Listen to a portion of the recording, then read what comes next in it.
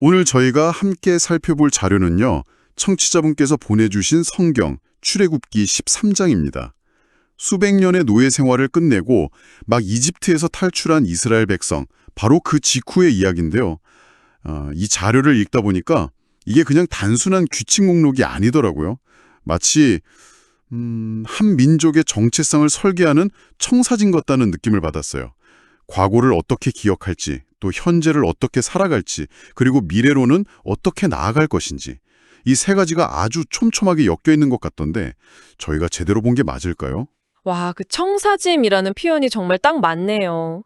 맞습니다. 출애굽기 13장은 막 태어난 한 민족에게 너희는 누구인가 이걸 알려주는 첫 번째 수업 같은 거예요. 노예였던 과거를 잊지는 않되 거기에 매몰되지 않고 약속된 미래로 나아가는 방법을 알려주죠. 말씀하신 대로 기억 그리고 교육 또 앞으로의 인도, 이 세 가지 축이 어떻게 서로를 떠받치고 있는지 살펴보면 정말 흥미로운 지점들이 많습니다. 좋습니다. 그럼 첫 번째 축, 기억부터 시작해 볼까요? 1절하고 2절을 보면 정말 강력한 명령으로 시작하잖아요. 사람이든 짐승이든 처음 태어난 것, 그러니까 초태생은 모두 구별해서 하나님께 바쳐라.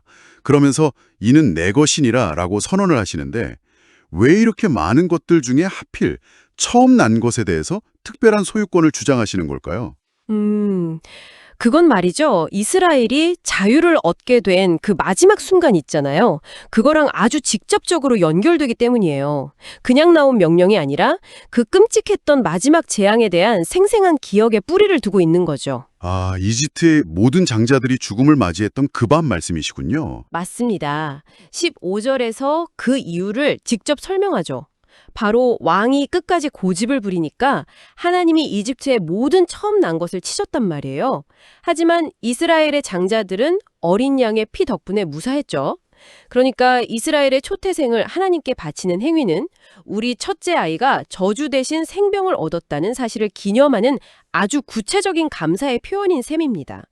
너희의 첫째는 내 것이다 라는 선언은 뒤집어 보면 내가 너희의 첫째를 구했다는 약속을 계속해서 되새기게 하는 장치인 거죠. 그렇군요. 이건 단순한 제물이 아니라 자유의 대가로 치러진 그 밤의 사건을 온몸으로 기억하는 방식이네요. 그런데 13절을 보면 규칙이 더 구체적이에요. 나귀의 첫 새끼는 어린 양으로 대신 바치고 만약 그렇게 안 하면 목을 꺾으라고 해요. 사람의 맏아들도 무언가로 대신 바쳐야 하고요. 목을 꺾으라는 표현은 정말 좀 충격적인데요. 왜 이렇게까지 극단적인 표현을 썼을까요? 그 가혹함이 바로 대속, 그러니까 대신 무언가가 희생한다는 개념의 무게를 보여주는 겁니다. 원래는 죽어야 할 운명이었지만 다른 생명이 그 값을 치렀다는 걸 아주 선명하게 보여주는 장치죠. 그냥 대신 바쳐라 라고 하면 그 의미가 좀 약하게 와닿을 수 있잖아요. 그런데 대신하지 않으면 목을 꺾어야 한다고 하면 아, 저 어린 양의 희생이 나귀의 생명을 구했구나 라는 사실이 훨씬 더 절실하게 느껴지는 거죠. 와, 듣고 보니 그렇네요. 그냥 넘어갈 수 없는 아주 진지한 생명의 문제라는 걸 각인시키는 거군요. 그리고 여기서 정말 영리하다고 생각했던 부분이 14절이에요. 훗날에 당신의 아들이 이것이 어찌 됨이냐라고 묻거든 이라는 구절이요. 그러니까 아이들이 아빠, 왜 우리는 저렇게 해야 해요? 라고 물어볼 상황을 아예 상상하고 있는 거잖아요. 네, 그렇죠. 아이들의 외요 공격에 대한 완벽한 대비책, 교육 지침서인 셈입니다. 바로 그 질문이 나올 때 준비된 대답을 들려주라는 거예요. 여호와께서 강한 손으로 우리를 노예였던 이집트에서 이끌어내셨단다. 그때 이집트의 모든 처음 난 것들은 죽었지만 우리의 처음 난 것들은 하나님이 살려주셨어. 그래서 우리는 이걸 기념하는 거란다. 이렇게요. 거대한 역사책을 펴는 게 아니라 가족의 일상적인 의식 속에서 아이의 질문을 통해서 자연스럽게 역사가 구전되는 구조네요. 정말 대단한데요. 그래서 9절이랑 16절에 이 규례를 내 손의 기호와 내 미간의 표로 삼으라는 말이 반복해서 나오는 거군요. 전 이 표현이 참 약간 시적이라고 생각했어요. 마치 행동과 생각을 상징하는 것 같달까요? 제가 제대로 이해한 걸까요? 네, 맞아요. 아주 훌륭한 해석입니다. 손은 우리의 모든 행동을, 미간은 우리의 모든 생각을 대표하죠. 즉, 구원의 역사를 너의 모든 행동과 생각의 중심에 두고 절대 잊지 말라는 강력한 요구인 겁니다. 매일 보이고 매일 생각나는 곳에 붙여두라는 거죠. 이 몸으로 기억한다는 개념이 이제 빵에 대한 규칙으로도 이어지는 것 같아요. 초태생 이야기 바로 다음에 7일 동안 유교병, 그러니까 누룩 넣은 빵을 먹지 말라고 하거든요. 심지어 집안에서 누룩이 보이지도 않게 하라고 하고요. 왜 이렇게 누룩에 예민하게 반응하는 걸까요? 누룩은 빵을 부풀리는데 필수적이지만 결정적으로 시간이 필요하거든요. 반죽을 해서 따뜻한 곳에 두어야 발효가 되니까요.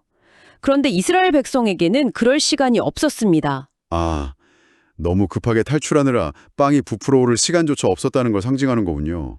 그 발효되지 않은 반죽 덩어리를 그릇에 어깨에 메고 뛰쳐나왔던 그날 밤의 긴박함, 그걸 기억하는 방식이죠. 매년 7일 동안 일부러 부풀리지 않은 딱딱한 빵, 무교병을 먹으면서 그날의 절박함과 하나님의 구원을 다시 한번 몸으로 체험하는 겁니다. 일주일 내내 맛없는 크래커 같은 빵을 먹는다고 생각하면 아이들이 분명히 불평했겠는데요. 엄마, 왜 우리는 이 맛없는 빵을 또 먹어야 해요? 하고요. 틀림없었을 겁니다. 네.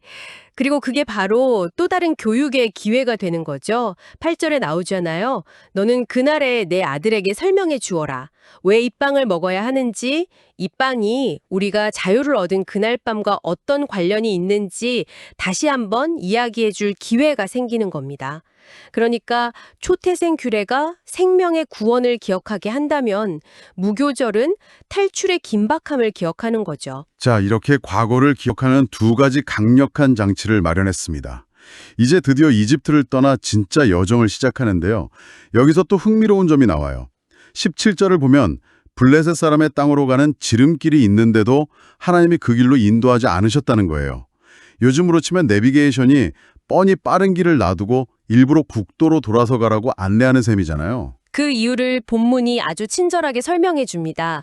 이 백성이 전쟁을 보게 되면 마음을 바꾸어 이집트로 되돌아가려 할지도 모른다.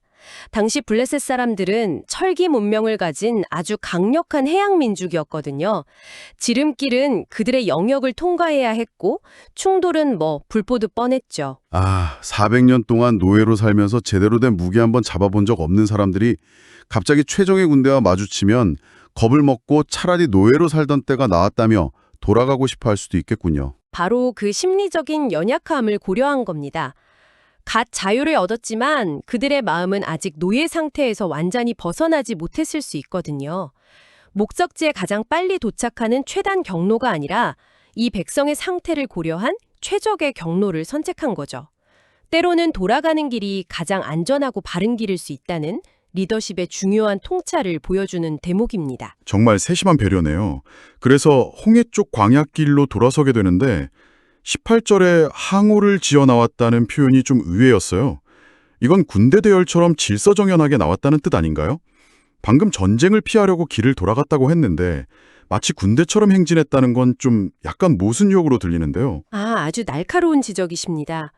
바로 그 모순적인 표현 속에 이 여정의 성격이 담겨 있습니다. 현실적으로는 전쟁을 감당할 수 없는 약한 무리지만 그들의 정체성은 오합지졸 난민이 아니라 앞으로 하나님의 군대가 될 민족이라는 걸 보여주는 거죠. 비록 지금은 약하지만 하나님의 군대로서의 질서와 정체성을 가지고 첫걸음을 떼었다는 선언적인 의미가 담겨 있는 겁니다. 그렇군요. 현재의 모습과 미래의 정체성을 동시에 보여주는 표현이네요. 그런데 지름길을 피해서 광야로 들어섰으면 이제 길을 잃을 위험이 더 커진 거잖아요. 나침반도 지도도 없었을 텐데 이 수많은 사람들이 어떻게 방향을 잡았을까요? 바로 이 장의 마지막 하이라이트, 정말 영화 같은 장면이 여기서 등장합니다. 구름기둥과 불기둥이죠. 21절을 보면 낮에는 구름기둥이 그들을 인도하고 밤에는 불기둥이 길을 비췄다고 나옵니다. 상상만 해도 정말 장엄한데요? 이게 단순히 신비로운 현상을 넘어서 얼마나 실용적이었는지를 생각해보면 더 놀랍습니다. 낮에 그 뜨거운 사막 태양 아래에서는 거대한 구름기둥이 시원한 그늘이 되어주었을 거예요. 동시에 저 멀리서도 보이는 거대한 이정표 역할을 했겠죠. 그리고 해가 져서 기온이 뚝 떨어지고 칠흑같이 언두어지는 사막의 밤에는 불기둥이 빛과 온기를 주면서 길을 비춰주었겠네요. 와, 완벽한 내비게이션이자 냉난방 시스템이고 보안 등 역할까지 다 했군요. 맞습니다. 그리고 가장 중요한 것은 22절의 마지막 문장입니다. 낮에는 구름기둥, 밤에는 불기둥이 백성 앞에서 떠나지 아니하니라. 한순간도 사라지지 않았다는 거죠. 이건 단순한 길 안내가 아니에요. 눈에 보이는 형태로 내가 너희와 함께 있다는 것을 계속해서 보여주는 하나님의 가시적인 임재의 상징입니다. 막막한 광야에서 우리가 길을 제대로 가고 있는 걸까?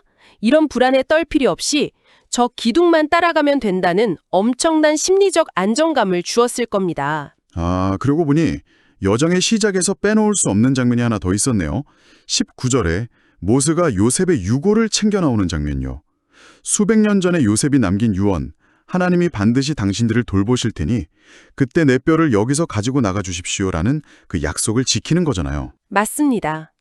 그 장면이 바로 이 모든 여정이 어디에 뿌리를 두고 있는지를 보여줍니다. 이들은 그냥 이집트에서 탈출하는 난민이 아니라 수백 년 전 조상들에게 주어졌던 약속의 땅으로 돌아간다는 거대한 서사의 주인공이 되는 겁니다. 요셉의 유골은 그들의 과거와 미래를 잇는 실체적인 증거물인 셈이죠. 과거의 약속, 즉 요셉의 유골과 현재의 순종, 규례를 지키는 것, 그리고 미래를 향한 인도인 구름기둥과 불기둥이 하나로 완벽하게 연결되는 순간입니다. 자, 오늘 출애굽기 13장을 쭉 훑어보니 흩어져 있던 구슬들이 하나로 껴있는 느낌입니다. 처음에는 초태생 규칙, 무교병 규칙, 길 안내, 이렇게 개별적인 지침들로 보였는데 사실은 전부 연결되어 있었네요. 그렇습니다. 과거의 구원, 즉 유월절 사건은 초태생과 무교병이라는 의식을 통해 매년 재현되고요. 그 재현의 과정은 자녀들의 질문을 통해 자연스러운 교육의 장이 됩니다. 그리고 그 기억과 정체성을 가지고 미래로 나아가는 여정은 구름기둥과 불기둥이라는 분명한 인도를 받죠. 과거, 현재, 미래가 흩어지지 않고 하나의 분명한 목적을 향해 움직이는 한 민족의 시작을 보여주는 겁니다. 정말 흥미로운 분석이었습니다. 과거를 기억하는 방식이 미래를 향한 발걸음에 어떻게 힘이 되는지를 생생하게 보여주네요. 오늘 이 내용을 들으신 청취자분께 이런 질문을 던지며 마무리하고 싶습니다. 본문에서는 기억해야 할 중요한 가치를 손의 기호와 미간의 표로 삼으라고 했습니다. 당신의 삶에서 가장 중요하게 기억하고 지켜나가고 싶은 가치는 무엇인가요? 그리고 그 가치를 잊지 않기 위해 당신은 어떤 기호와 표를 일상 속에 두고 계신가요?